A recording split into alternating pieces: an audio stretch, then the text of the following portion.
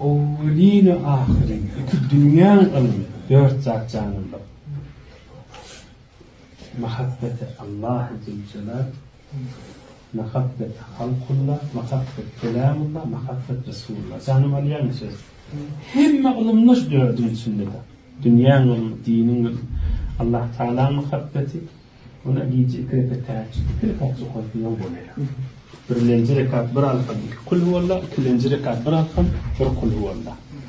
Muhabbeti halkullah, adamların muhabbeti. Heftede o günler geçirmeyen bir şokolat, bir devum çörek de olsa diğerine sadaka veriyor. Muhabbet kelamullah.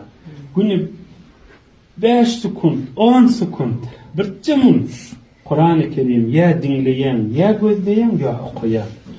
Kur'an-ı Kerim şiladın günnemin başıma geliyedi diyer yani.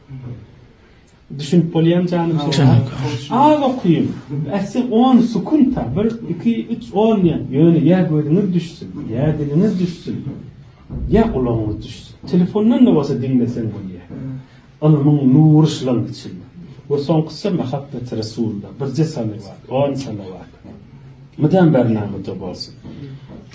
Dünya din, iki dünyanın ilmi hemmet şılan içinde. Muhabbeti Allah, muhabbeti kelamillah, muhabbeti halkullah, muhabbeti Resulullah.